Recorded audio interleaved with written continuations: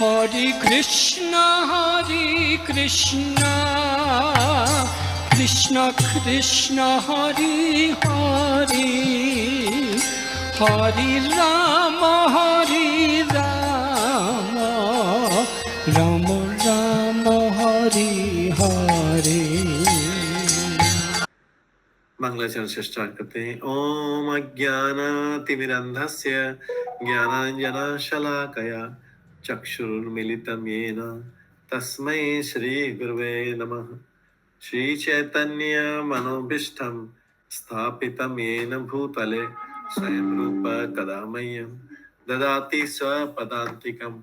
वन्देऽहं श्रीगुरु श्रीयुतपदकमलं श्रीगुरुं वैष्णवांश्च श्रीरूपं साग्रजातं सहगणा रघुनाथान्वितं तं सजीवं साद्वैतं सावधूतं परिजनसहितं कृष्णचैतन्यदेवं श्रीराधा कृष्णपादान् सहगणा ललिता श्रीविशाखान्वितं च।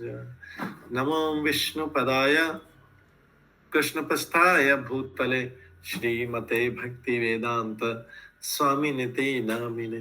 नमस्ते सरस्वती देवे गौरवाणी प्रचारिणे निर्विशेषा शून्यवादी पाश्चात्य देशतारिणे।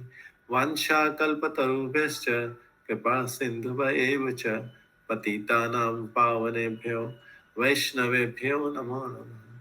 जय श्री कृष्ण चैतन्य प्रभु नित्यानंद श्री अद्वैत गदाधर शिवासादि श्री गौर भक्त वृंद।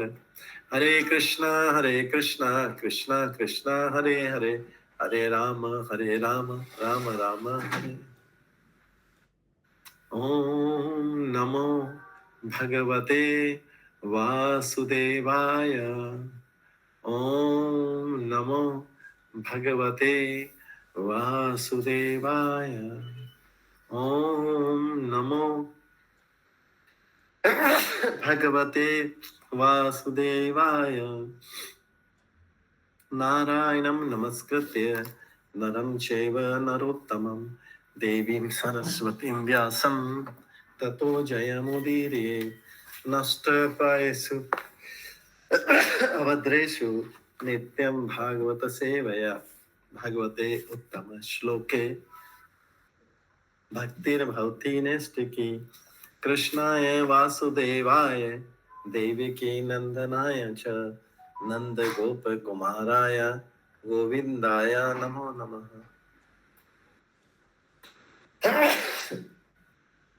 हरे कृष्णा। आज के श्रीमद् भागवतम क्लास में सभी भक्तों का स्वागत है। हम श्रीमद् भागवतम के 5वें स्कंद के पहले स्कंद के 5वें अध्याय से श्रवण कर रहे थे। इसमें हमने कल श्रवण किया था कि किस प्रकार से जो वाणी ब्रह्मांड के वायुमंडल को परिशुद्ध करने वाले भगवान की महिमा का वर्णन नहीं करती, जो वाणी, उसे साधु पुरुष कौओं के स्थान के समान मानते हैं। जो वाणी भगवान के महिमा का वर्णन नहीं करती, वो वाणी कौवे की वाणी के समान है, जहाँ पे सारे लोग कौवे एक जगह इकट्ठे हो जाते हैं, उस वाणी को कोई सुनना नहीं चाहता है। उसके बाद हमने श्रवण किया था इसके विपरीत दूसरा श्लोक था, जिसमें दूसरी ओर जो साहित्य, जो ग्रंथ भगवान असीम परमेश्वर के नाम, यश, रूपों तथा लीलाओं की दिव्य महिमा से पूर्ण है, हंस लोग उसको गाया करते हैं। पवित्र मनुष्य द्वारा सुना गया, गाया है, स्वीकार किया जाता है। वो मनुष्य उसको गाना पसंद करते हैं जो निष्कपट होते हैं, जिनके अंदर कोई कपट नहीं है। भौतिकतावादी व्यक्ति मतलब कपटी व्यक्ति, क्योंकि बिना कपट के भौतिकता चल नहीं सकता। भौतिकतावादी व्यक्ति अगर कोई मटेरियलिस्टिक व्यक्ति है मतलब कपटी व्यक्ति है, क्योंकि ये भौतिक जगत बिना कपट के चल नहीं सकता। तो निष्कपट भी बनना है अगर किसी को, तो उसको आध्यात्मिकता में आना पड़ेगा।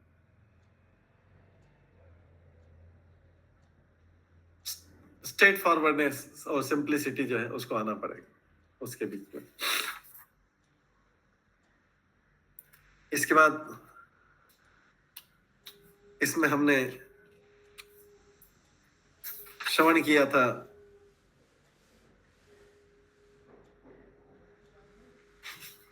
कि जो आत्म साक्षात्कार वाला व्यक्ति रहता है, भौतिक आसक्ति से रहित रहता है, खाली भौतिक आसक्ति से रहित रहना ही पर्याप्त नहीं है। भौतिक आध्यात्मिक आसक्ति उत्पन्न करना वास्तविक लक्ष्य होना चाहिए। आध्यात्मिक आसक्ति मतलब भगवान से आसक्ति उत्पन्न करना वास्तविक लक्ष्य होना चाहिए। भगवान के प्रति प्रेम वास्तविक लक्ष्य होना चाहिए, केवल भौतिक आसक्ति से मुक्त होना नहीं। जैसे निर्जला एकादशी करना सफिशिएंट नहीं है, पर्याप्त नहीं है। एकादशी को बिना जल के करना खाली सफिशिएंट नहीं कि हमने निर्जला एकादशी कर ली, वो सब सफिशिएंट नहीं है। निर्जला एकादशी में निर्जला करके भगवान के प्रति ज्यादा भक्ति करना, ये उद्देश्य होना चाहिए। हमारा उद्देश्य निर्जला एकादशी करना नहीं है। हमारा उद्देश्य एकादशी को निर्जला करके वो सारे समय को भगवान की भक्ति में उपयोग करना, वो है। ऐसे ही भौतिक आसक्ति से मुक्त होना हमारे जीवन का लक्ष्य नहीं। हमारे जीवन का लक्ष्य भौतिक आसक्ति से मुक्त होकर आध्यात्मिक आसक्ति उत्पन्न करना है जीवन का लक्ष्य। तो हमें बड़ा क्लियर होना चाहिए कि क्या हमारे जीवन का लक्ष्य। इसके बाद हमने श्रवण किया था कि जो मन है, मन नाव के समान है। मन को कौन सी, जैसे नाव को हवा, तेज हवा नाव को आंदोलित कर देती है, हिला डुला देती है, उसी प्रकार से भगवान के रूप, नाम तथा परिणामों जो है, ये सब भी मन को आंदोलित कर सकते हैं, मन को हिला डुला सकते हैं, हमारे मन को भौतिक से पूरा आध्यात्मिक ले जा सकते हैं। जैसे नाव को, आश्रय विहीन नाव को, जिसपे कोई नाविक नहीं हो, उसका हवा ही हिला डुला लेगी। मन भी वैसा ही है, सांसारिक हवा से भी हिल डुल सकता है और आध्यात्मिकता भी से। तो भगवान के नाम, रूप, गुण, लीला जो है, ये उसको आंदोलित कर सकते हैं, मन को आंदोलित कर सकते हैं। उसके बाद आज हम 15वें श्लोक से श्रवण करेंगे, 15th श्लोक से श्रवण करेंगे। 15 श्लोक, प्रीति माता जी 15 श्लोक को प्रेजेंट कर दीजिए।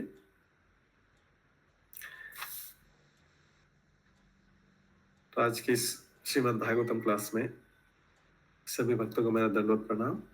और ये 15वें श्लोक से हम आज स्टार्ट करेंगे। जुगुप्सितं धर्म कृते अनुशासतः स्वभावरक्तस्य महान् व्यतिक्रमः यत वाक्यत धर्म इति तरस्ततः न मन्यते तस्य निवारणं जनः। 15 श्लोक। तो ये बता रहा है जुगुप्सितम। जुगुप्सितम मतलब होता है अत्यंत घृणित। 15वां श्लोक में 15th श्लोक।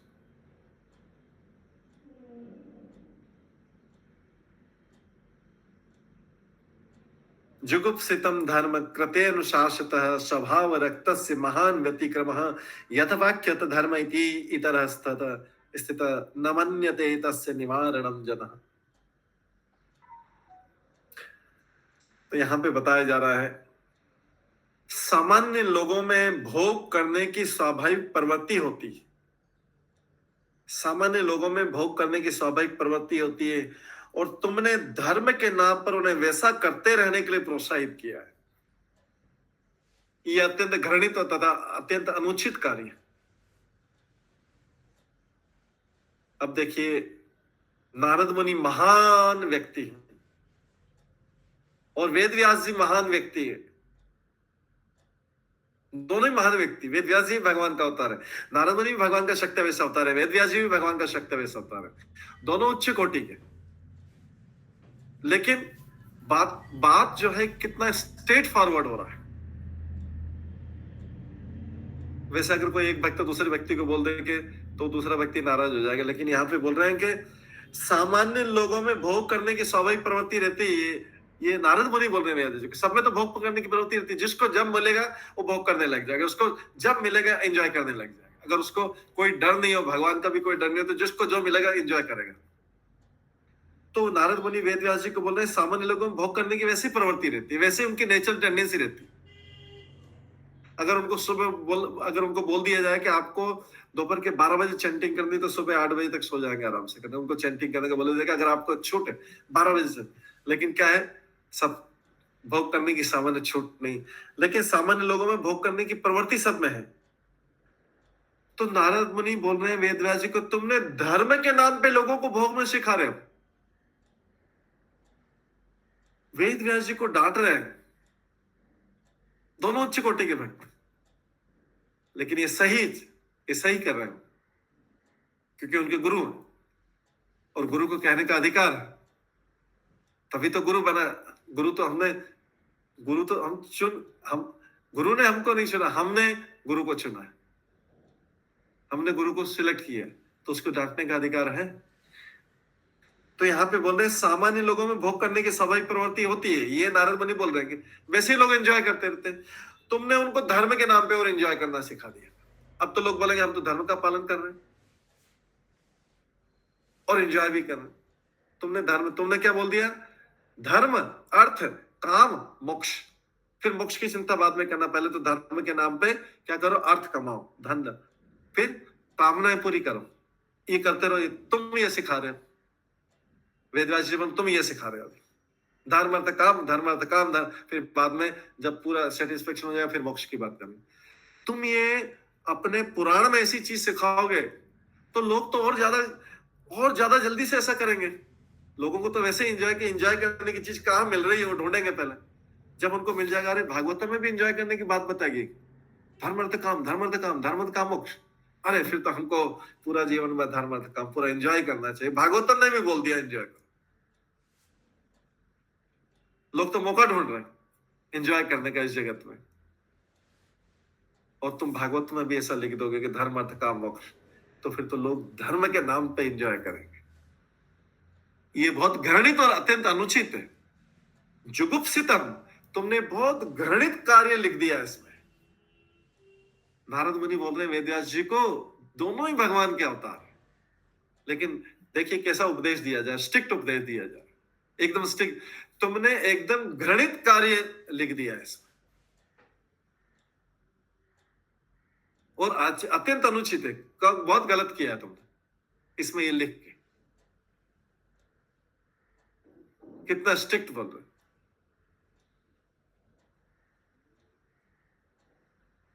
और आगे बोलते, चूंकि वे लोग तुम्हारे उपदेशों के अनुसार मार्गदर्शन प्राप्त करते हैं, अतः वैसे कार्यों को धर्म के नाम पर ग्रहण करेंगे और निषेधों की भी परवाह नहीं करेंगे लोग। ये लोग तुम्हारे उपदेशों को सुनेंगे, नारद मुनि व्यास जी से बोल रहे, लोग तुम्हारे उपदेशों को सुनेंगे, तुम्हारे लिखे हुए पुराणों को पढ़ेंगे और उसको फॉलो करेंगे और धर्म के नाम पे एंजॉय करेंगे, इंद्रिय तृप्ति करेंगे, और क्या नहीं करना चाहिए उसकी भी परवाह नहीं करेंगे, निषेधों के भी परवाह नहीं की। तुमने लिख दिया, वो बोलेंगे तो ये तो वेद व्यास जी ने लिखा है, हमको कौन मना कर सकता है। अगर गुरु ही शिष्य को बोल दे तुम्हें जो कुछ करना है करो, जो खाओ पियो करो, सब कुछ करो, तो वो शिष्य तो और जाके जो वैसे ही शिष्य जो है वो सोचेंगे कि अरे एंजॉयमेंट की तो उसकी टेंडेंसी ऐसी, गुरु भी बोल दे अरे करो एंजॉय करो, जैसे जगत में सब जो बाबा ढोंगे सब जो खाना है खाओ, जो कुछ करना है करो, बस इधर थोड़ा दान दक्षिणा देके जाया करो हर साल बस। तो बोले कि तुम भी पुराण में ऐसा लिख दोगे तो वो तो लोग तो एंजॉय करेंगे सर, क्योंकि जब गुरु ही बोल रहा है, जब शास्त्र ही बोल रहा है कि एंजॉय करो, तो फिर तो लोग और ज्यादा एंजॉय करेंगे। एकदम लाइसेंस मिल गया एंजॉय करने का, उनको इंद्रिय तृप्ति करने का लाइसेंस दे दिया। तो और निषेधों की भी जो चीज मनाही है उसकी भी परवाह नहीं करेंगे, बोलेंगे लिख दिया है शास्त्रों में लिखा, हमने भागवत पुराण पढ़ के आए, हम ये पुराण 18 पुराण पढ़ के आए, हमने तो देख लिया उसमें सब एंजॉय करो एंजॉय करो एंजॉय करो। तो तुमने ऐसा काम कर दिया है, वेद व्यास जी को बोलते हैं नारद मुनि, ऐसा काम कर दिया है तुमने, लोगों को एंजॉय करने का लाइसेंस दे दिया, इंद्रिय तृप्ति करने का तुमने लाइसेंस छूट दे दिए, तुम ऐसा लिख के, धर्मार्थ काम मोक्ष।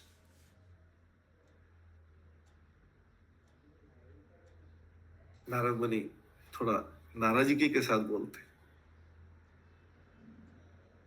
अरे तुमको भक्ति करने की बात करना था, भगवान की महिमा की बात करना था, तुमने धर्म अर्थ काम मोक्ष एंजॉय करो, थोड़ा धर्म करो, कर्म कांड करो, थोड़ा धन उपार्जन करो और इच्छाएं पूरी करो, और फिर थक जाओ तब मोक्ष की बात कर लो। ये तुमने बहुत अनुचित कार्य किया और घृणित कार्य किया। तो ये भगवान की लीला के अंतर्गत दोनों चीजें हुई है। ऐसा नहीं कि ना तो वेद व्यास जी सामान्य व्यक्ति, ना नारद मुनि सामान्य व्यक्ति। ये दो महान व्यक्तियों के बीच वार्तालाप चल रहा है, महान व्यक्तियों के बीच।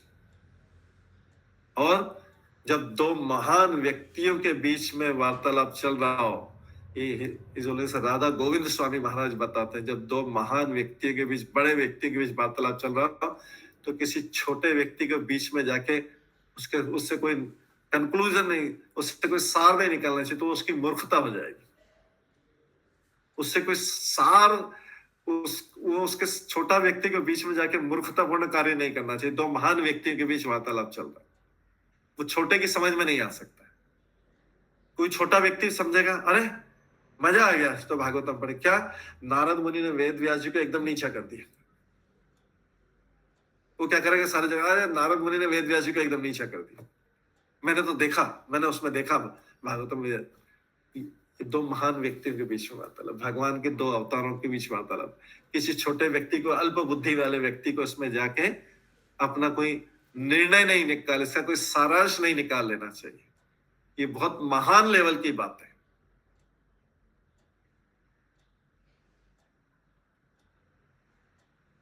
तो तात्पर्य में श्री नारद मुनि ने यहाँ पर महाभारत और अन्य साहित्य में उद्धृत सकाम कर्मों के नियमित अनुष्ठानों के आधार पर वेद व्यास जी द्वारा संकलित विभिन्न वैदिक ग्रंथों की भर्त्सना की। बोले बेकार कर दिया तुमने, सारे वैदिक ग्रंथों को बेकार लिख दिया, ऐसा लिख दिया, भर्त्सना, निंदा कर दी।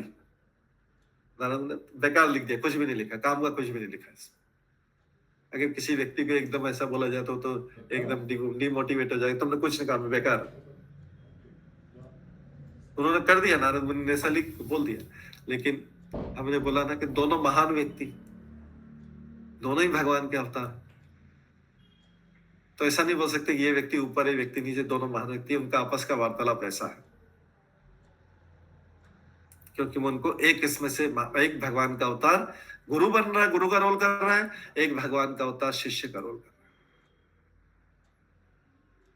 है। नारद मुनि भगवान के भक्तावेश अवतार है, वो भी शक्तावेश अवतार है, वो गुरु का रोल कर रहे हैं। वेद व्यास जी भगवान के साहित्यावेश अवतार है, वो भी शक्तावेश अवतार है, वो शिष्य का रोल कर। ये समझना जरूरी है कि किन दोनों महान लोगों के बीच में वार्तालाप।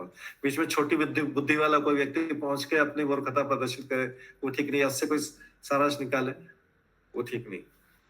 यहाँ पे तो नारद मुनि बोल रहे हैं, तुमने एकदम बेकार लिख दिया इन सब में, संकलित वैदिक ग्रंथों की भर्त्सना कर।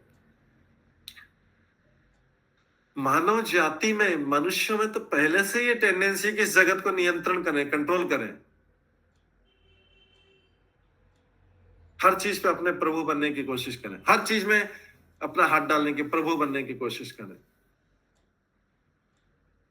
ठीक है, हर कोई प्रभु बन सकता है, हर कोई बीच में प्रभु बन सकता है, लेकिन उसकी जिम्मेदारी भी लेनी पड़ेगी। फिर प्रभु के साथ में जो जिम्मेदारी बनती है ना, हर किसी को भगवान बनना है, क्या शौक है, ठीक है भगवान बने, लेकिन भगवान की जो जिम्मेदारी तो पूरा करे। भगवान तो सारे लोगों का पालन करते हैं, भगवान सारे जीवों का पालन करते हैं, तो वो भी पालन करे। जिम्मेदारी भी लेनी पड़ेगी। अगर किसी को भगवान बनने का शौक है, प्रभुता बनने का शौक है, प्रभुता कंट्रोल जमाने का शौक है, तो उसको फिर भगवान की जिम्मेदारी लेनी पड़ेगी।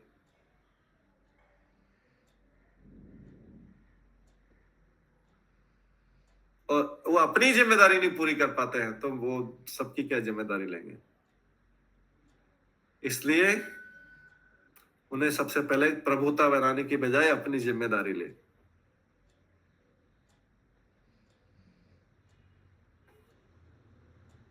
ये मानव जीवन मोहमय पदार्थ के चंगुल से छूटने का, मानव जीवन तो हमें ही इस संसार की आसक्ति से छूटने का समय है। और वेद जो है, वेदों से तो वापस भगवत धाम में वापस जाने का अवसर मिलता है। वेदों के ज्ञान के द्वारा तो मनुष्य को 84 लाख योनि से छूटने का अवसर मिलता है। 84 लाख योनि में फंसना मतलब जेल में रहना। अतः मनुष्य का एक मत कर्तव्य कि प्रभु बनने की कोशिश नहीं कर रहा। ये भी उधर सब कंट्रोल कर रहा, सब जगह कंट्रोल कर रहा, सब जगह हाथ डाल रखा। प्रभु बनने की कोशिश नहीं कर रहा। उसको पता है कि भाई वो खुद ही फंसा हुआ है। वो पहले बाहर 84 लाख योनि से बाहर निकलने की कोशिश कर। पहले अपना लक्ष्य जान ले कि उसका लक्ष्य सेवा करना। सेवा करके क्या करना है? भगवान को तो नाराज कर दिया था ना, पहले नाराज करके ही आए थे यहाँ। हालांकि भगवान नाराज नहीं होते, फिर भी नाराज करके आए थे। वापिस से उनसे संबंध स्थापित करें। क्या करें? पुनः भगवान से अपना संबंध स्थापित करें, उनको प्रसन्न करें। और अगर आप ग्रंथों में ऐसा लिख देंगे एंजॉय करो एंजॉय करो एंजॉय करो, धर्म अर्थ काम, तो फिर तो कहां संबंध स्थापित करेगा भगवान? तो भगवान से कैसे संबंध स्थापित करेगा? फिर तो उसका संबंध भगवान से बिगड़ा ही रहेगा। और इससे तो फिर मानव और भी पथभ्रष्ट हो जाएगा। 84 लाख योनि से बाहर तो नहीं निकल पाएगा, और भी नीचे हो जाएगा। आपने ऐसी चीज लिख दी है पुराणों में। तो ये इंद्रिय भोग की चीजें जो है, ये जितनी ज्यादा संसार के इंद्रिय भोग का, ईश्वर का, ये भगवान की भक्ति में बाधा है। जितनी ज्यादा इंद्रिय भोग की वस्तु है, भगवान की भक्ति में बाधा।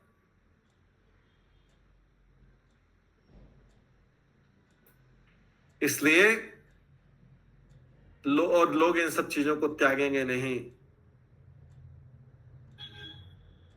इसलिए उन्होंने ऐसे साहित्य की निंदा की। नारद मुनि उस समय बोलते हैं, 5000 साल पहले वेद व्यास जी से बोलते हैं। बुद्ध का भी उन्होंने वर्णन किया कि वेद के नाम पे लोग क्या करेंगे? पशु बलि करेंगे। और फिर स्वयं भगवान को बुद्ध के रूप में अवतार लेना पड़ेगा पशु बलि बंद करने के लिए। फिर उनको प्रचार करना पड़ेगा अहिंसा,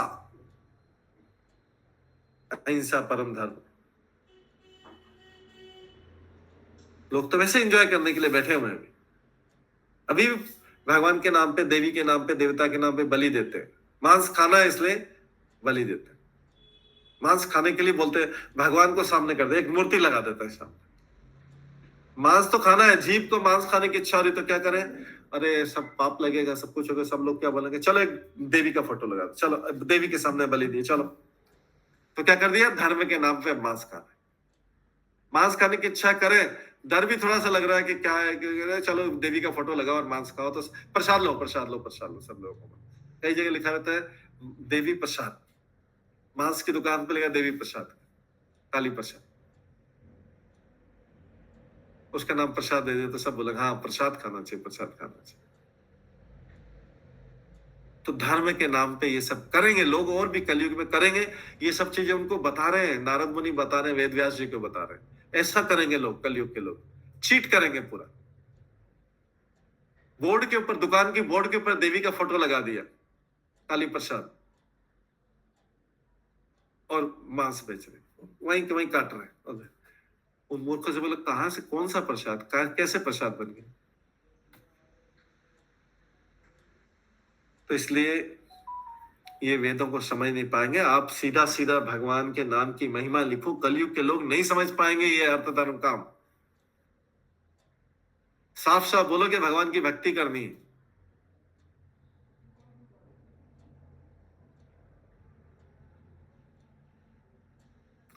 वेदों को समझ नहीं पाएंगे कलयुग के लोग, मूर्ख लोग जो है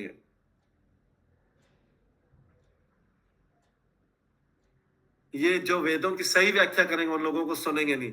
लेकिन जो बोलेंगे आप एंजॉय करो, सब कुछ एंजॉय करो, आनंद पाओ, भोग करो, इंद्रिय तृप्ति करो, ऐसे लोगों की बात तो सुनेंगे।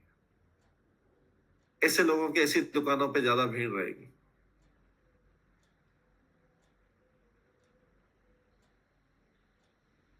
इसलिए ये नारद मुनि उनको थोड़ा डांट रहे वेद व्यास जी को।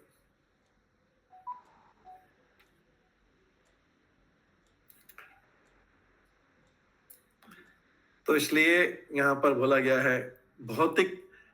अब महाभारत में भी देखते हैं, महाभारत में भी लोग इधर उधर की कहानियां, जब भी गीता की बात होगी तो फिर महाभारत की बात शुरू करने लगे। तो वो था ना, उसने उसको किया था, उसको वो किया था, वो उधर की कहानी में ज्यादा रुचि आएगी। महाभारत में से 1 लाख श्लोक में से 700 श्लोक गीता है। लेकिन जब भी गीता की बात होगी, थोड़ा सा आगे जाएंगे, जैसे थोड़ा सा महाभारत, क्योंकि गीता में थोड़ा सा पहले चैप्टर में महाभारत के भी, जैसे महाभारत का वर्णन करने लो, अरे अलग अलग कहानी सुनाने लगे, हाँ ये था, ऐसा था, ऐसा महाभारत पूरी पता है उस, और गीता जीरो, गीता का ज्ञान जीरो है। महाभारत पूरी पता है, महाभारत में 1 लाख श्लोक है, गीता में 700 श्लोक है। वो 700 श्लोक छोड़ के सारी दुनिया की पूरी महाभारत पढ़ ली उन्होंने, लेकिन 700 श्लोक जो गीता वाले नहीं पढ़े। तो लोगों को रुचि क्या कि बाकी महाभारत में लड़ाई युद्ध ये वो पॉलिटिक्स डेवलप सब है, तो लोगों को उसमें वो पोर्शन में बहुत इंटरेस्ट, और सबको याद भी है। हम तो कई बार गीता स्टार्ट करते, हमसे ज्यादा महाभारत उनको पता है। हम बोलते मैं तो गीता पढ़ाने आया हूँ, लेकिन सबको महाभारत याद है जाता। तो ये क्या है कि लोगों को तो एंजॉय वाली चीज में ज्यादा, जो रियल में है वहां पे उस दुकान में कम भीड़ लगेगी। तो यहां पर जो है, इसलिए महाभारत में मुख्य विषय भगवत गीता, उसके प्रति लोग कम रुचि दिखाते हैं, उन 700 श्लोक के प्रति। 1 लाख श्लोक में इतने सारे श्लोक है, वो पढ़ लेंगे, वो सुन लेंगे, किसी से सुन लेंगे। तो क्योंकि लोगों में ऐसी प्रवृत्ति है, ऐसी शुरू से टेंडेंसी है कि भगवान के बारे में ज्यादा रुचि नहीं है, दूसरी चीजों में, इसके अलावा आसपास की चीजों में ज्यादा रुचि। इसलिए भगवत गीता में यह भी कहा गया है कि भगवत गीता में अब क्या है कि लोगों को तो भगवान में मन लगाना है। तो जैसे बच्चे को या किसी को मेडिसिन देनी हो तो थोड़ा सा लालच देना पड़ता है, ऐसे ही जो है वेदों में भी थोड़ा कर्म कांड है। भगवत गीता में भी श्लोक आता है, भगवत गीता में श्लोक आता है कि जिसके सकाम कर्मों में, भोग में लगा हुआ सकाम में, उसको डिस्टर्ब नहीं करना है। उसको ये नहीं बोलना है कि सकाम कर्मों से हटो, डिस्टर्ब नहीं, उसको बोलना है कि साथ में आप ये भी कर लो, जरा भगवान का नाम भी लेना, भगवान का नाम भी ले लो। पहले उसको बोलेंगे सब मना कर दो, ये नहीं करना, वो नहीं करना, ये करना, तो वो उसका रुचि की वैसे खत्म हो जाएगा। उससे बोला जाएगा कि आप ये जो है अपने जीवन में थोड़ा भगवान का नाम भी ले लो।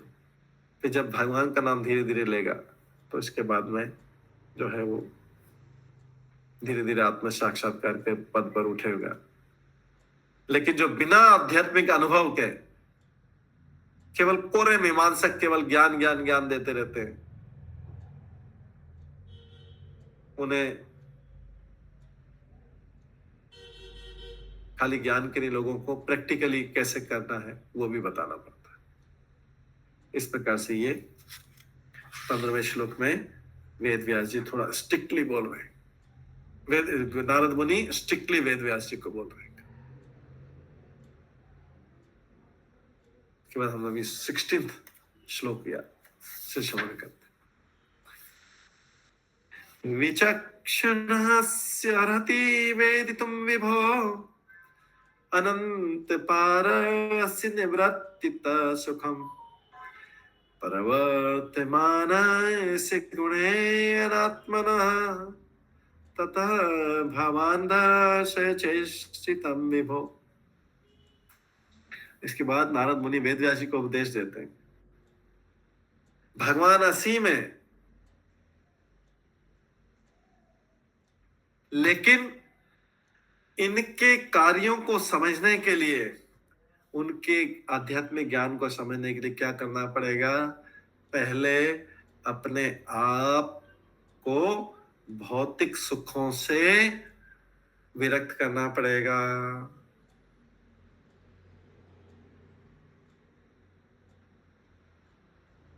अपने आप को कोई व्यक्ति बोल सकता है, पूछ सकता है कि प्रभु भागवत तो सुनना चाहता हूं, लेकिन क्या मैं बिस्तर में सोए सोए रजाई ओढ़ के थोड़ा सा भागवतम का ऐसे सुनता रहूं क्या? तो सुनते सुनते उसको नींद आ जाएगी, 5 मिनट में तो नींद आ जाएगी। कोई बोले कि मैं शराब की बोतल पास में रखे हूं और थोड़ा सा इधर से वो भी पीता रहूं, सुनता रहूं। एक है भजन का कार्य बहुत फेमस इंडिया में, वो जब भजन करते थे तो साथ में रखते थे। महान व्यक्ति अभी भी हैं जो अपने साथ में एक क्योंकि बोलता है कि मैं उसमें उसमें फिर लय बनती है मेरी, उसमें थोड़ी सी पीता हूँ फिर उसमें लय बनती है मेरी। अनुज लोटा प्रभु जी। मैं अभी किसी का नाम नहीं ले रहा हूँ, किसी का भी नाम नहीं ले रहा हूँ, मैं बता रहा हूँ। तो ये जो है भगवान अस्सी में केवल वही निपुण व्यक्ति इस आध्यात्मिक ज्ञान को समझने के योग्य जो भौतिक सुख के कार्यकलापों से विरक्त हो चुका है। उसको भौतिक सुख के कार्यकलापों से विरक्त होना पड़ेगा। भगवान के लिए थोड़ी सी विरक्ति दिखाना पड़ेगी। सुबह जल्दी उठना ये विरक्ति, जल्दी उठ के चैंटिंग करना ये विरक्ति, स्नान करना, ठंड में जल्दी स्नान करना ये विरक्ति। यही कलयुग में यही तपस्या है। कलयुग में जंगल में जाके हजारों साल लाखों साल तपस्या करने का नियम नहीं है, इवन संन्यास लेने का भी नियम नहीं है। कलयुग में छोटी छोटी तपस्या है, जल्दी उठना, जल्दी स्नान करना, चैंटिंग करना,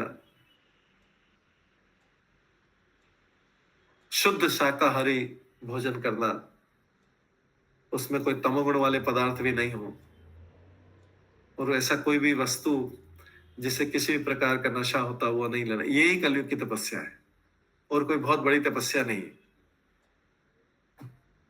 और कोई बहुत बड़ी कलयुग में तपस्या नहीं है। जो वैष्णव परिवार में जन्मा उसको तो लगेगा ये कोई तपस्या है, ये तो ऐसी छोटी मोटी चीज है, ये तो हमने पहले से छोड़ी हुई थी। तो वैष्णव परिवार में ये फायदा रहता है कि उसके लिए ये भी तपस्या नहीं लगती, उसको बोलता है तो कि इसमें क्या, हम तो पहले ही नहीं से सब चीजें छोड़ी हुई थी। तो इसलिए वैष्णव जल्दी भक्ति में आगे बढ़ता है, जो वैष्णव परिवार। लेकिन जो नॉन वैष्णव है उनको ये छोड़ देना चाहिए, उनको भी ये छोटी छोटी चीजें हैं, इससे भक्ति में आगे बढ़ने में सहायता मिलती। तो इसलिए भगवान अस्सी में केवल वही निपुण व्यक्ति इस आध्यात्मिक ज्ञान को समझने के योग्य जो भौतिक सुख के कार्यकलापों से विरक्त हो चुका है। उसको भौतिक सुख की चाहनी नहीं। अब जैसे जो बुक डिस्ट्रीब्यूशन के लिए उसमें जाते हैं, मंदिर के ब्रह्म भक्त भी जाते हैं, दूसरे गृहस्थ भक्त भी जाते हैं, वो भौतिक सुख की ज्यादा परवाह नहीं करते हैं। अपने साथ में केवल पानी की बोतल और थोड़ा सा खाना ले जाते हैं, दिन भर बुक डिस्ट्रीब्यूशन करते हैं।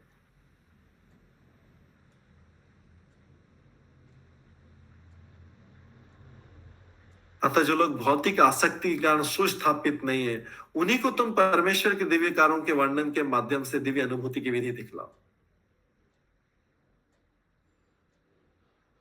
तो भागवतम पढ़ के या भगवत गीता पढ़ के उसी को रियलाइजेशन होगा, उसी को डिवाइन दिव्य अनुभूति होगी, जो भौतिक सुख से, भौतिक आसक्ति से, भौतिक इंद्रिय तृप्ति से मुक्त है। बाकी को भी सुनने को मिलेगा, सुनने का अवसर सबको मिलेगा कलयुग में, लेकिन अनुभव किसको होगा, दिव्य अनुभूति किसको होगा, जो उसके नियमों को पालन कर रहा है। तो भागवतम का नियम क्या है? केवल वही निपुण व्यक्ति इस आध्यात्मिक ज्ञान को समझने के लिए योग्य है जो भौतिक सुख के कार्यकलापों से विरक्त हो चुका है, जो जिसको भौतिक सुख की चाह नहीं है। मिल गया तो ठीक है, लेकिन उसको छोड़ने के लिए भी तैयार रह सकते हैं। मिले नहीं मिले उससे उसको कोई फर्क नहीं पड़ता, उसकी भक्ति पे कोई फर्क नहीं पड़ता। जो लोग भौतिक आसक्ति के कारण सुस्थापित नहीं है, जिनकी आसक्ति ज्यादा स्थापित नहीं है, उन्हीं को तुम परमेश्वर के दिव्य कार्यों के वर्णन के माध्यम से दिव्य अनुभूति की विधियों को दिखलाओ।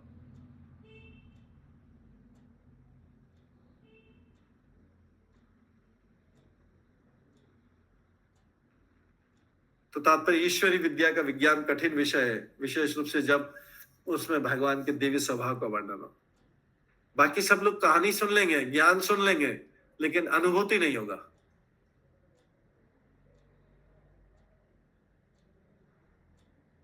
तो इसमें बताते हैं कि वास्तविक गुरु वह है जो ज्ञान को अनुभूति के साथ में बताए, ज्ञान जैसा नहीं बताए। उसका भी अपना कुछ अनुभव भी होना चाहिए,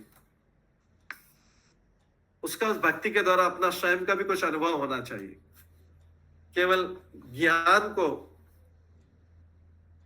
तो प्रभुपाद ने दे दिया है, ज्ञान प्रभुपाद ने अपना अनुभव ही दे दिया है,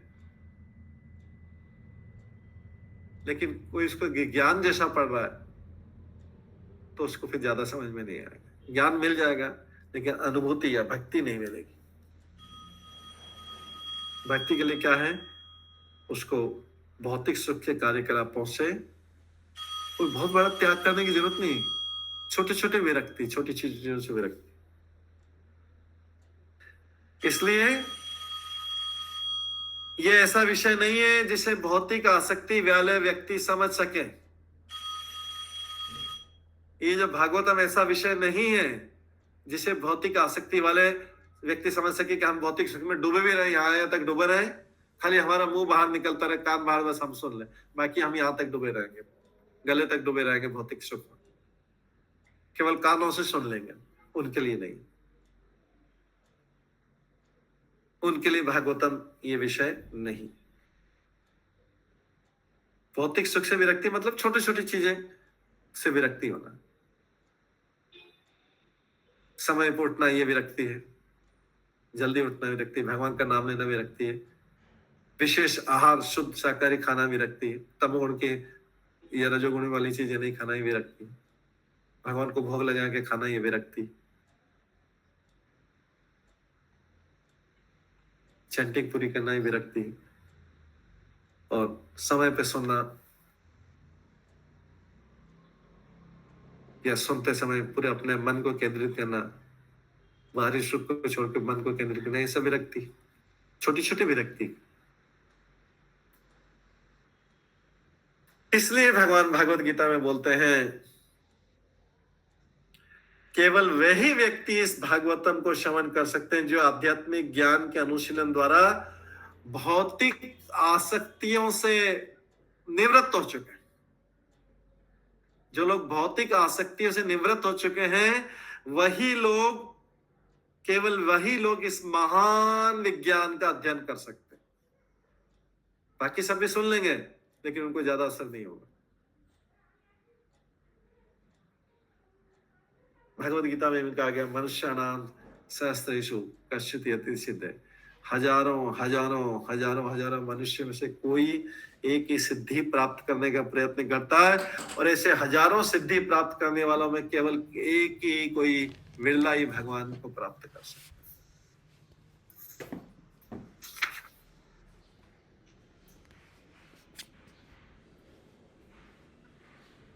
अतः नारद मुनि क्या कर रहे हैं, व्यास जी को उपदेश दे रहे हैं, प्रत्यक्ष उपदेश दे रहे हैं कि वे भागवतम पुराण में केवल भगवान की लीलाओं का ही वर्णन करें, नहीं तो लोग मिसगाइड हो जाएंगे, लोग भटक जाएंगे अपने मार्ग से।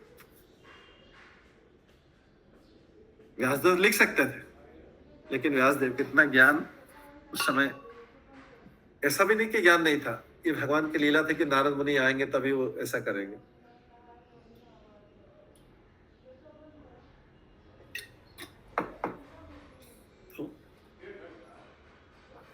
नारद मुनि ने व्यास जी से बोला कि ऐसा करो आप।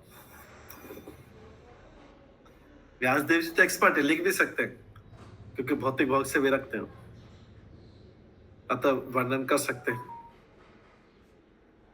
और उनके पुत्र सुखदेव गोस्वामी भी इसका वर्णन कर सकते हैं। इसलिए व्यास देव जी को बोला गया नारद मुनि के द्वारा कि आप इसको पुनः वर्णन करो।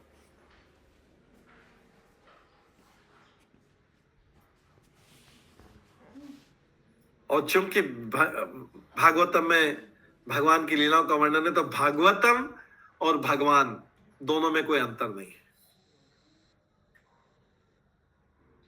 भागवतम और भगवान में कोई अंतर नहीं, क्योंकि भगवान एक तरफ लीलाएं बता रहे हैं, लीलाओं का ब्रज के ग्वाल बालों के साथ लीलाओं को प्रदर्शित कर रहे हैं, और दूसरी तरफ इस लीलाओं को लिखा है, वर्णन कर रहा है। तो सुनने वाले के लिए चाहे वहां पे उपस्थित रहे या यहाँ पे सुने, जैसे क्रिकेट का मैच होता है, कई लोग वहां दुबई या दूसरी जगह पे क्रिकेट मैच देखने जाते हैं, हजारों रुपए की टिकट खरीदते हैं, फ्लाइट में लाके लाखों रुपए उनके पास एक्स्ट्रा रहते हैं, वो उसमें खर्च करते हैं। दुबई में बहुत दूर बैठ के क्रिकेट ग्राउंड से बहुत दूर स्टेडियम में बैठ के उनको टिकट, तो ग्राउंड तो बहुत बड़ा था, दूर से देखते रहते।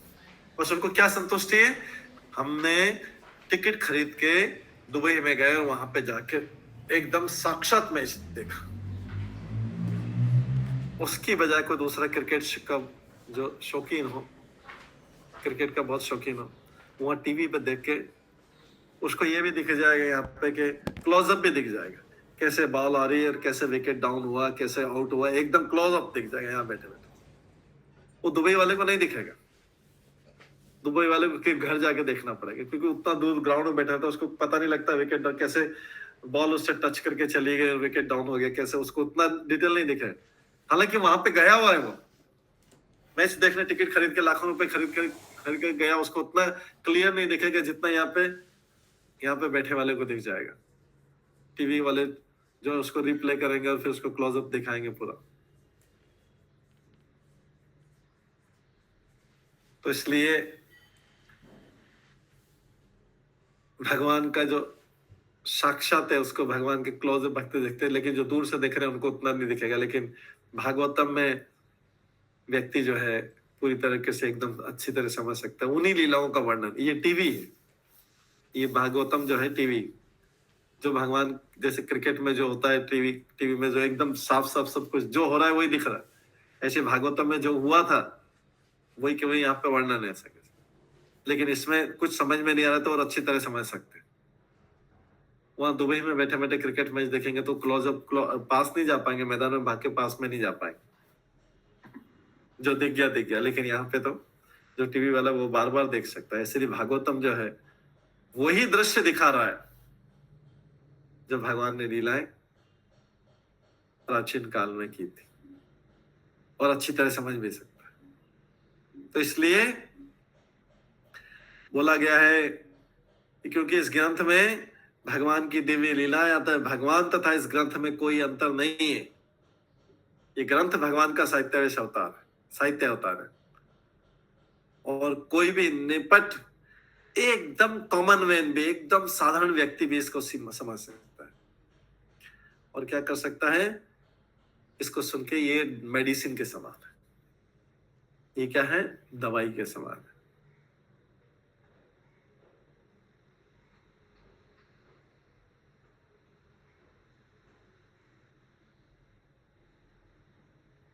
इससे सुन के कौन सा रोग ठीक होता है, कल रोग का नाम बताया था, भव रोग, मटेरियल डिजीज, भव रोग इससे ठीक होता है। भव रोग में क्या होता है, भौतिक जगत की आसक्ति धीरे धीरे खत्म होती जाएगी और व्यक्ति शुद्ध होता जाएगा।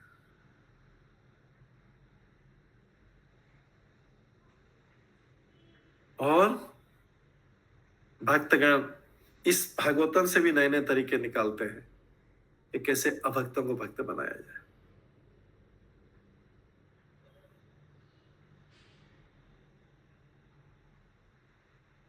भक्तों को भक्त, जैसे कई बार भक्त होते हैं, कई यूथ को बनाने के लिए इसी भागवतम में बहुत अच्छे अच्छे प्रेजेंटेशन बनाते हैं, यूथ को अट्रैक्ट करने के लिए। कॉलेज में जाके प्रेजेंटेशन करते हैं, यूथ उसकी तरफ बहुत अट्रैक्ट होते हैं, फिर धीरे धीरे अट्रैक्ट होके फिर भागवतम की तरफ आ जाते हैं। हमारे इस्कॉन में कुछ भक्त बहुत है, इससे अच्छा प्रेजेंटेशन बनाते हैं, फिर स्टूडेंट को अट्रैक्ट करते हैं, फिर स्टूडेंट को जल्दी समझ में आता है, फिर वो अट्रैक्ट होते हैं, भागवतम की तरफ अट्रैक्ट होते हैं। जैसे सुखदेव गोस्वामी 2 श्लोक सुन के अट्रैक्ट हो गए थे, आकर्षित हो गए थे भागवत।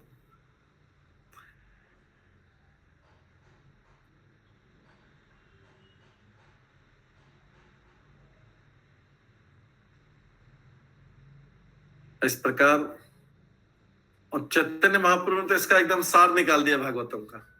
भागवतम के 12वें स्कंद में अंतिम श्लोक में एक श्लोक आता है, नाम संकीर्तन के बारे में आता है।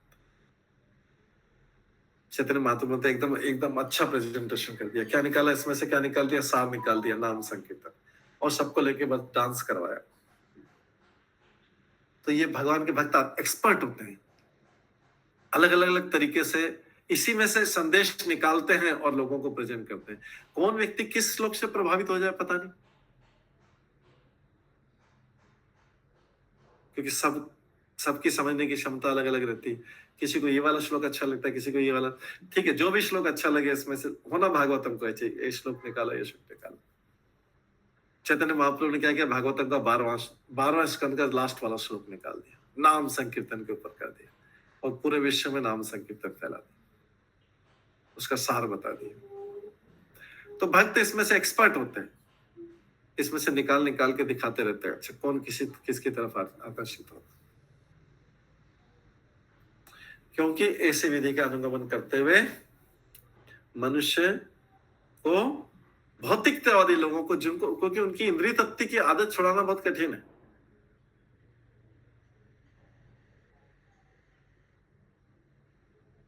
जैसे कोई व्यक्ति बहुत ही नीचे लेवल का है, वो डॉग का मांस खा रहा है, जैसे चांडल प्रवृत्ति के व्यक्ति तो डॉग का मांस, तो उससे पहले क्या बोला जाएगा, अच्छा क्या डॉग का मांस खाते हैं, थोड़ा ये वाला खाओ, बकरे का मांस खाओ, ये थोड़ा बेटर रहता है। तो उसको पहले ऐसा सिखाना पड़ेगा, फिर उससे ये रहता है अच्छा, फिर उससे ये अच्छा रहता है, फिर उससे ये अच्छा रहता है। इस प्रकार से इस विधि का अनुगमन करते कलह प्रदान युग के भौतिकतावादी व्यक्तियों को शांतिमय जीवन तथा दिव्य अनुभूति की अवस्था को प्रदान किया जा सकता है। इसके बाद एक बहुत इंपॉर्टेंट श्लोक आ रहा है जिसको प्रभुपाद बहुत बार कोट करते हैं। प्रभुपाद इसको बहुत बार कोट करते हैं। ये 17वां श्लोक।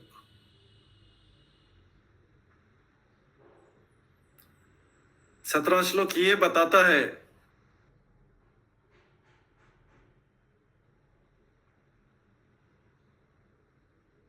17वां श्लोक ये बताता है किसी भौतिकतावादी व्यक्ति ने, किसी संसारिक व्यक्ति ने बहुत चीजें भी इकट्ठा कर ली, बहुत प्रसिद्ध हो गया, बहुत धनी हो गया, बहुत सारा उसने समृद्धशाली हो गया है बहुत, लेकिन भागवत बोलता है कि अगर उसने भक्ति नहीं की तो उसका जीवन शून्य है, 0। और किसी ने भक्ति को स्वीकार कर लिया है, भक्ति के मार्ग को स्वीकार कर लिया है, किसी ने भक्ति के मार्ग को स्वीकार कर लिया है, अगर वो भक्ति के मार्ग को स्वीकार करते आगे जाके गिर भी गया, लोग हंसने भी लग गए, तो भी वो फायदे में रहे।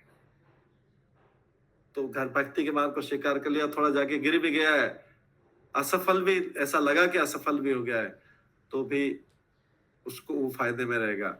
इसकी बजाय जिसने भगवान का नाम नहीं लिया, उसने सारा संसार की ख्याति अर्जित कर ली, सब लोगों से यश प्राप्त कर लिया, सब लोगों से प्रशंसा प्राप्त कर ली, सब कुछ कर लिया, सब लोग बोलेंगे, सबको सेटल कर दिया, बच्चों को भी सब बच्चों को सेटल कर दिया, सब कुछ कर दिया, लेकिन अगर भगवान का नाम के लिए, उसको भगवान की भक्ति के लिए समय नहीं मिल पाया, तो उसका जीवन शून्य के समान है, बेकार गया।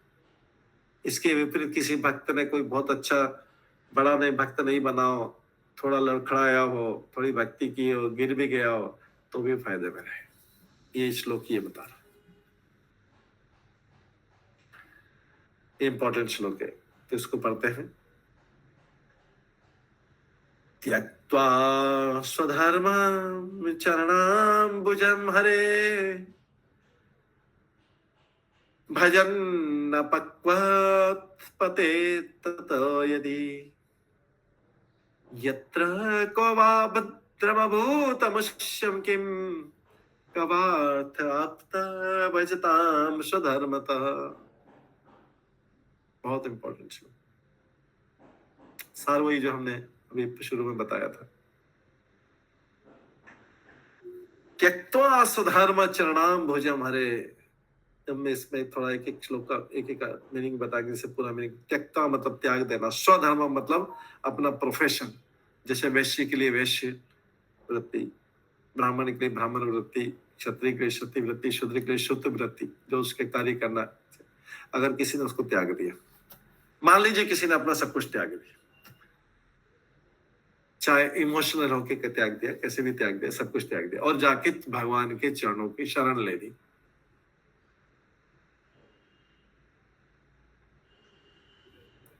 चरणाम्बुजम, भगवान हरि के चरण, चरणाम्बुजम हरे, भगवान के शरण ले लिए।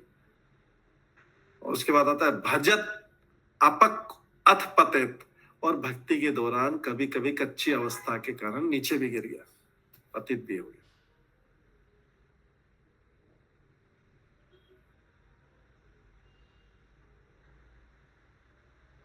यदि नीचे गिर गया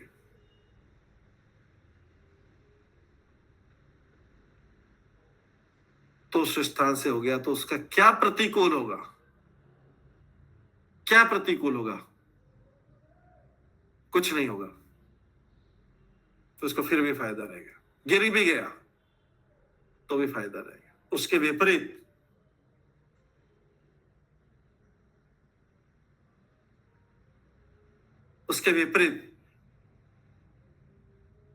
कवार्थ आप्त है भजताम स्वधर्मतः, कवार्थ आप्त, उसने क्या प्राप्त कर लिया?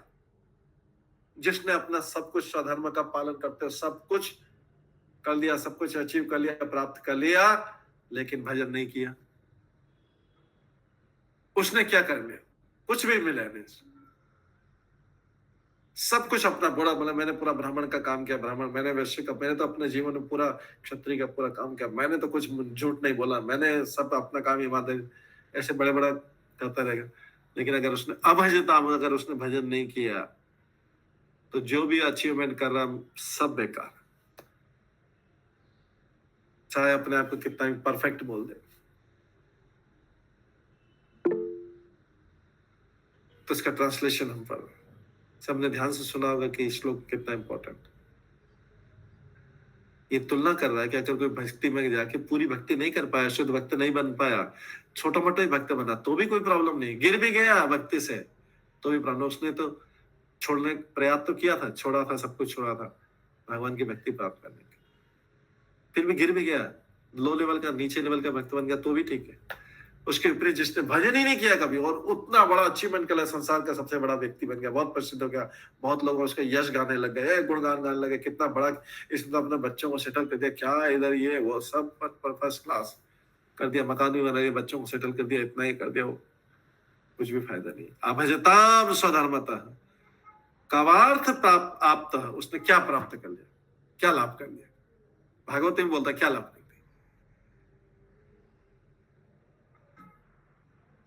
कुछ फायदा नहीं, चाहे पूरा परफेक्ट बोल दो, परफेक्ट हो गया एकदम, संसार की नजर में परफेक्ट, और भक्त चाहे संसार की नजर में परफेक्ट नहीं भी हो, गिरता छुटता, गिरता उठता हुआ, अगर उसने किसी तरीके से थोड़ी बहुत भक्ति भी कर ली तो भी सफल है।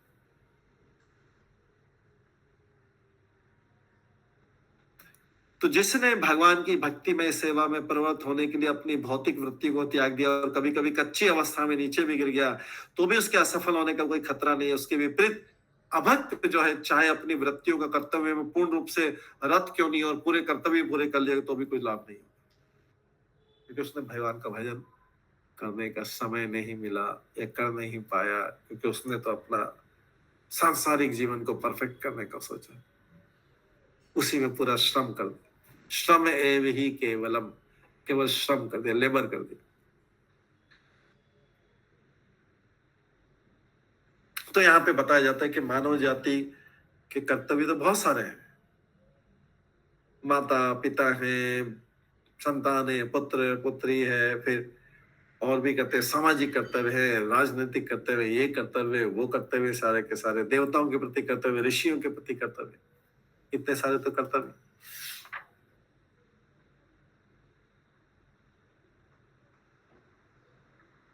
अब इतने सारे कर्तव्य को पूरा करें, हर देवता को खुश करना पड़ेगा, 33 करोड़ देवता है और हजारों ऋषि मुनि है, उसको भी खुश करना पड़ेगा। देवर्षि भूताप्ता नृणाम पितृणाम, पितरों को, देवर्षि भूताप्ता नृणाम पितृणाम ना किंकरो नायम ऋणी, इतने सारे लोगों के ऋणी है, समाज के लोगों के, सामान्य व्यक्ति के लोग, कौन इनका लोन चुका पाएगा? तो सरल तरीका क्या है? अगर मनुष्य सारे ऋणों कर्तव्यों को त्याग कर अगर भगवान की शरण ले ले तो सारे ऋण चुक जाए, सारे लोन चुक गए। सारे भगवान की शरण कर लेता था। यदि कोई इस तरह से करता है और भगवान की भक्ति में सेवा करने में सफल हो जाता तो शुभ है, लेकिन अगर सफल नहीं भी हुआ, क्षणिक भावावेश में आकर भगवान की सेवा में तो चला गया, किंतु अपने अपने कुसंगति से सेवा करते करते बीच में से गिर भी गया उसकी पोजीशन, तो भी फायदे में है। इसका उदाहरण क्या है? भरत महाराज। भरत महाराज ने सारा राज्य पाट अपनी सैकड़ों रानी को त्याग दिया। भरत महाराज ने पूरी पृथ्वी के राजा थे, पूरा राज पाट, पुत्र पुत्री पत्नियां सब कुछ त्याग दिया, पूरा राजपाट। किसके लिए त्याग दिया? जाके सोचा कि भगवान की भक्ति करूंगा। जंगल में गए भगवान की भक्ति करने, अच्छी खासी भक्ति चल रही थी, बीच में एक हिरण के बच्चे से आसक्त हो गए, उसके ऊपर दया आ गई, उसके पास तो गलती कर दी और उसके मार्ग से गिर गए। गिर के क्या बन गए? हिरण बन गए। तो कोई सोचेगा अरे ये तो पूरा एकदम ही असफल, अरे बेकार हो गया ना। देखो देखो, हम तो आराम से एंजॉय कर रहे हैं। देखो वो भरत तो सब कुछ त्याग दिया, कुछ फायदा हुआ क्या? सब कुछ त्याग दिया, माता पिता को त्याग दिया, राज्य को त्याग दिया, हजारों रानियों को त्याग दिया, सोने का भंडार, ये सोने चांदी से भंडार सब कुछ त्याग दिया। देखो हिरण बन गया। लोग हंसेंगे। और इधर कोई बोलेगा देखो हमने इसलिए भगवान की भक्ति में नहीं लगे, हम तो लगे नहीं, हमने कितने चतुर हैं, कितने स्मार्ट हैं हम, कि हम भगवान की भक्ति में लगे नहीं। लेकिन भागवत बोलता है उन्होंने सब कुछ त्याग दिया, हिरण की योनि भी मिल गई, तो भी आपसे बेटर है जिसने भगवान का नाम लिया, चाहे आपने कितने भी कर, तो भी वो हिरण की योनि में भी चला गया, बेटर है। क्योंकि अगली योनि में वही हिरण जो फिर से जड़ भरत बना और उसके बाद में भगवत धाम चला। तो लोग पूरा नहीं देखते, लोग क्या देखेंगे? थोड़ा सा अरे हिरण बन गया हिरण, इसलिए हमने तो भक्ति नहीं की, बहुत अच्छा किया, हम तो इससे लफड़े में पढ़ाई नहीं कर, हम तो बहुत स्मार्ट है, बहुत समझदार हैं, हम बहुत चतुर हैं। वो देखो हिरण बन गया, भक्ति करके सब कुछ त्याग करके भी भक्ति बन गया, लोग हंसी उड़ाएंगे, सब कुछ त्याग दिया, सब कुछ त्याग दिया, फिर हिरण बन गया। लेकिन उनको पता नहीं कि भगवान ने उसको एक जन्म के लिए हिरण बनाया है। आप तो लाखों जन्म के लिए चले गए, उसको एक जन्म के लिए हिरण बना के फिर से जड़ भरत बना दिया था, और फिर उसने रघुगण को उपदेश दिया, फिर से भगवत धाम चला गया। एक जन्म में उसका खत्म हो गया मामला। आप अभी करोड़ों जन्म भटकते रहे। तो इसलिए भगवान के भक्त को कभी भी लॉस नहीं होता, उसको कभी भी हानि नहीं होता है। चाहे भक्ति से गिर भी जाए, थोड़ी बहुत भक्ति करके गिर भी जाए, तो भी वो भक्ति उसको फायदा दिलाएगी। लेकिन जिसने सारा संसार में यश अर्जित कर लिया, तो बहुत प्रसिद्धि प्राप्त कर ली, बहुत बड़ा सोशल वर्कर हो गया, बहुत यश कर लिया, सबको बच्चों को सेटल कर दिया, लेकिन अगर भगवान की भक्ति नहीं की तो उसका वो करोड़ों जन्म के लिए फंस गया। इसलिए ऐसे ही शिवजी के लिए भी चित्रकेतु ने भी भगवान की भक्ति की थी, लेकिन पार्वती के शाप से शिवजी भी थोड़े टाइम के लिए गिरा था, चित्रकेतु भी थोड़े टाइम के लिए पार्वती के शाप से गिरा था। हालांकि भगवान का भक्त था, लेकिन शाप से एक जन्म में वृत्तासुर बना था। लेकिन वही वृत्तासुर युद्ध में जब उसने शरीर छोड़ा, सीधे भगवत धाम गया था, सीधे भगवत धाम गया।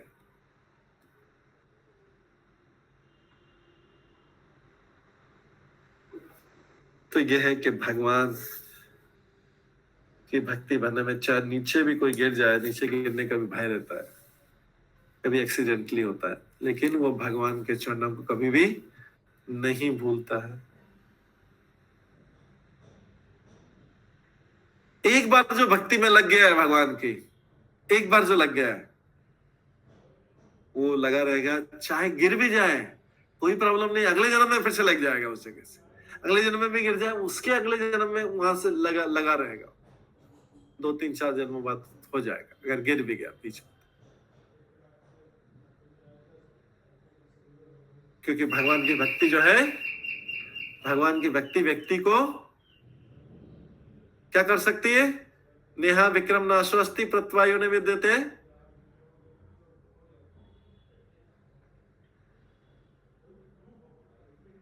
त्राय तो लास्ट में आता है, जो त्राय थे बहुत।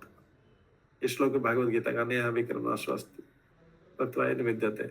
स्वल्पम अप्यस्य धर्मस्य, थोड़ी सी भक्ति, स्वल्पम अप्यस्य धर्मस्य त्रायते महतो भयात्, बड़े से बड़े संकट को थोड़ी सी भी भक्ति की हुई उसको बड़े से बड़े संकट से बचा सकती है। थोड़ी सी भी भक्ति की। इतिहास में ऐसी घटनाओं के अनेक उदाहरण हैं।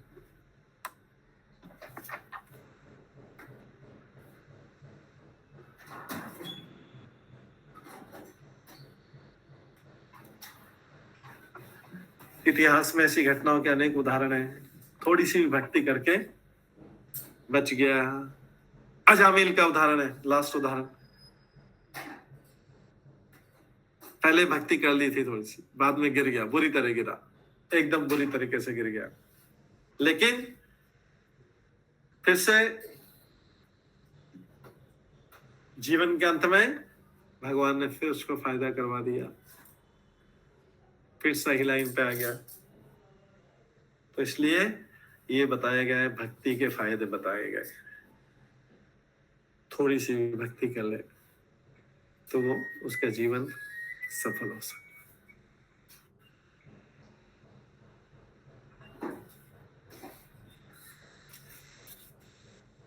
इस प्रकार से ये 3 श्लोक हुए। इसके आगे के श्लोक जो है हम कल की क्लास में करेंगे। 18वें श्लोक से कल की क्लास में करेंगे। आज की क्लास में यहीं पे विराम देते हैं। सभी भक्तों का बहुत बहुत धन्यवाद। सब भक्तों के लिए एक बार हरे कृष्ण महामंत्र का जप करते हैं। हरे कृष्ण हरे कृष्णा कृष्णा हरे कृष्णा हरे राम राम राम हरे हरे।